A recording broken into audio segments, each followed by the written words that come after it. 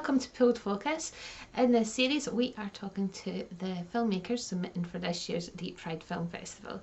Today, we are joined by Zack Kron, and who has a film called Matched. Hi, Zack. Hello. Thanks for Hi. having me. Great. So, tell us a bit about yourself and your film this year.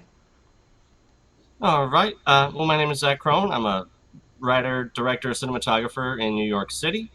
I had done all of those things for the short film Match, and gave myself a little bit of a challenge in that I lit the film entirely by matchlight. It's a 3-minute thriller horror making fun of the horror genre with a horror film in which a young woman is searching for a very important item in an unfamiliar apartment during a blackout with nothing but a box of matches. It was a lot of fun to shoot. It's a lot of fun to watch. I've actually been able to attend a few screenings with a live audience now, finally, after like 30 virtual festivals, and it's been great. But it's still quite enjoyable even at home. Great. So, we're going to take a quick look at your film called Matched.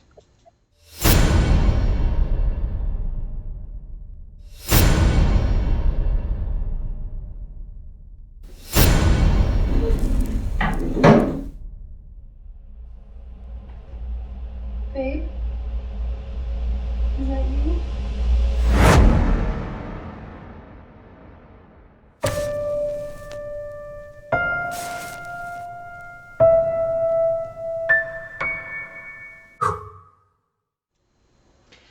Great. So, what inspired you to make this film? I've been trying to figure out something to shoot by a fireplace or a campfire or something for a while. I had that in mind, and then one day I was just sitting in front of the fireplace at my parents' house trying to find inspiration, and for whatever reason, just said, "Oh, I'll have somebody running around a dark apartment with a match. That'll work." And it started off as a guy, and then I was like, "Well, nobody wants to watch that." And then once I decided, oh, I should definitely have a woman, and it definitely should be a horror film. And then I immediately thought of my actress Heather Drew, who was wonderful. As I met her at a film festival a couple of years ago. She does a lot of horror films. Been voted Scream Queen a few times, even though I didn't have her scream in this one. Um, so then it was like, oh, okay, yeah. Now I know exactly what to do. So started writing it out, and once I got the first draft down, and like I said, once I made the change that I was a woman and not a man running around, everything just kind of fell into place, and the story just kind of wrote itself, as it were. And how did you achieve the lighting effects?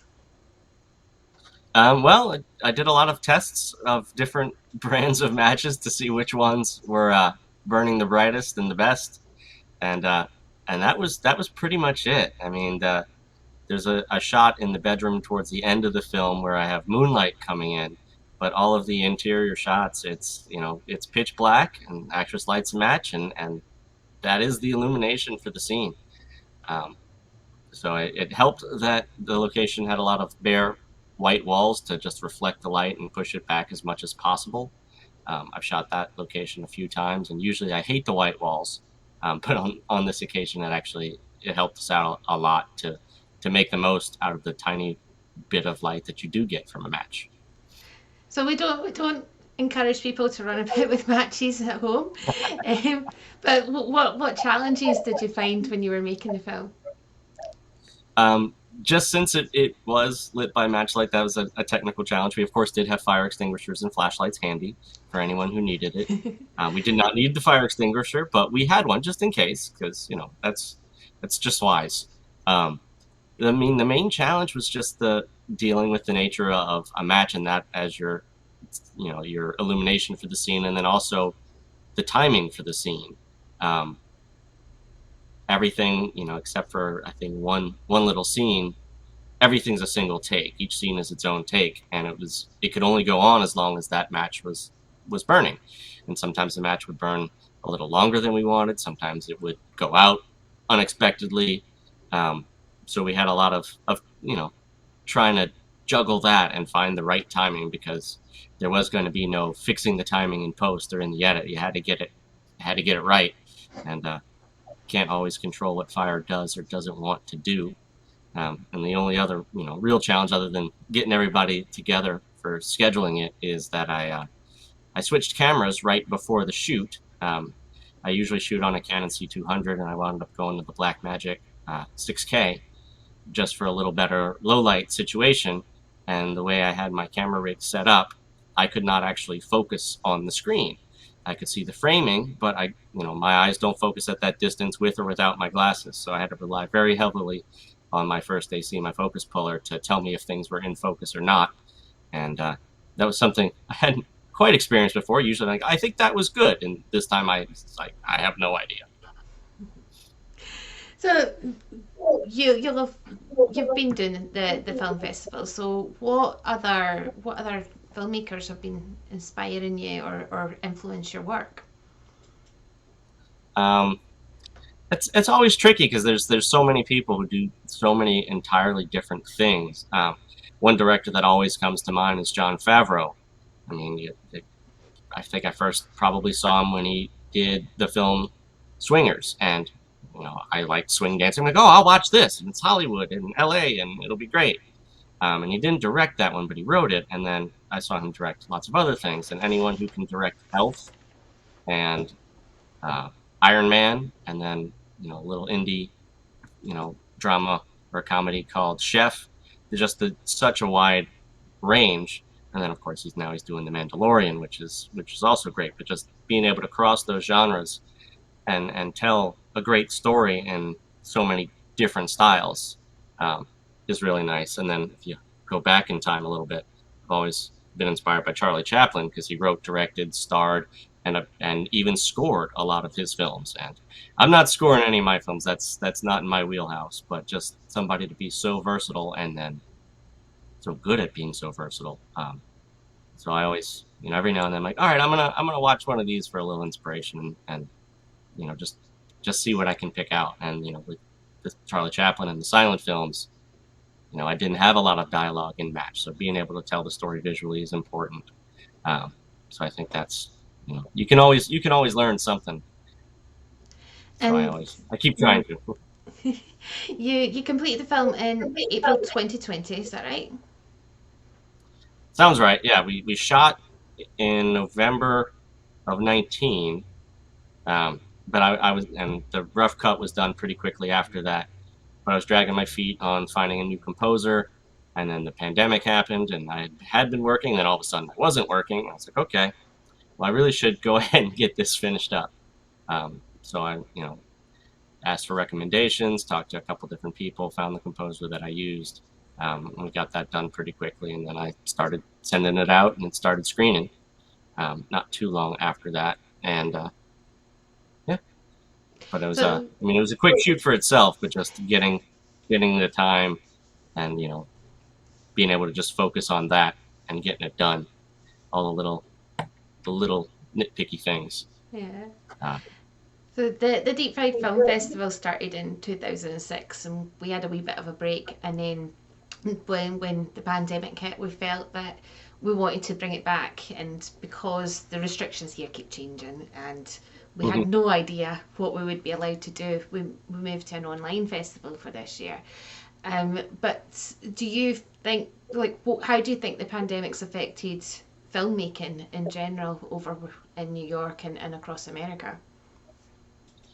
I mean, it's definitely had its effect. I mean, a lot of people just stopped making independent films just because it was too much of a hassle, too challenging to try to get people together and feel safe doing it. A lot of people just rose to the challenge and like, hey, I'm going to film this entirely by Zoom. And you had a lot of short films, and I think even a feature or two that were made all via Zoom and talking heads and little screen situations. I wound up actually reshooting a scene with the director, who's my best friend, and the lead actress for a film during the pandemic. But he was already in my limited pot of 2 people, and she was in his. And then we wound up filming another short later in the pandemic, where everyone was testing frequently. Once major productions had started back in the U.S., I work on film and TV sets, and a lot of that is getting more normal, especially now with the vaccine more available, and the unions have made their new agreements as to what's required and what we can kind of ease up on. But we're we're still testing several times a week. Everybody's still wearing masks indoors. For the most part, we're all still wearing masks outdoors as well. So that's a little different. The craft services and lunch situations all a little different. Some places there, you break for lunch, and instead of all sitting around a big table and catching up, you have little high school desks where I don't remember them being that small in high school, but trying to actually eat a meal and have a drink and maybe your salad or dessert all on this little tiny desk, it's a little weird, but we get through it, and then we're still making movies, we're still making TV, and looking forward to continuing to do so, and having things relax a little bit more. You were a lot smaller back then when you were at school, so it's like chocolate bars when you think, oh, this has shrunk, but actually your hands have grown. So everything your perspective and everything changes as you grow up. But have you noticed a change, more pre-pandemic, I suppose? Have you noticed a change in support for independent filmmakers, or is it quite encouraging over there? And how does it kind of function?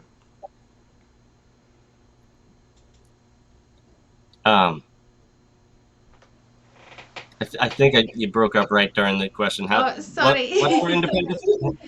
Support for independent filmmakers. I mean, do you get a lot of support generally? I suppose more pre-pandemic. Is there a lot of funding opportunities, a lot of sponsorship, things like that? Well, I haven't had too much experience myself with sponsorship or funding, other than maybe a crowdsource or pooling resources with other filmmakers. So I probably couldn't speak too much to that, but it's just as far as independent filmmakers wanting to help each other out. Yeah, I mean, I've been able to reconnect with people now that things have calmed down a little bit more. Like, hey, I'm working on this project. Do you want to be involved? And vice versa, where people are like, hey, so now that everything's a little less crazy, do you want to come help me with this? And then also just during the pandemic, I have friends that I more have a work relationship with than a personal one, but they'd still, send me a message. Hey, how you doing? You doing okay? Do you want to Zoom and chat and catch up? Because it's been a while, and I don't know how everybody's doing. So, in some ways that was really nice that, people would kind of reach out and connect a little bit more. Yeah, Not community. even for work, but just like, hey, I value you as a person. What's going on? So, Freud, so Matched is going to be on at Deep Fried Film Festival this year online. Why should people watch your film? It's entertaining. It's maybe a little bit scary. I think people should also be a little interested and intrigued by the fact that we shot entirely by Matchlight. But it's only 3 minutes, and it's a nice little fun ride. If you like horror, you'll enjoy it. If you don't like horror, you'll still probably enjoy it. There's no gore, so it's more or less family friendly. It's probably PG-13 based on the ending, but there's nothing bad to worry about who's in the room watching it with you. So I see no reason to not spend 3 minutes and 10 seconds and enjoy a quick little film. Brilliant. Thank you, Zach. We will be getting audience feedback, and we will be passing it on to all the filmmakers. So for now, thank you very much. And our audience can watch Matched by Zack Kron as part of the Pride Film Festival. Remember to like the page, subscribe, keep following us for other interviews with filmmakers, and of course to see the films themselves. For now, this has been Pulled Focus. Bye for now.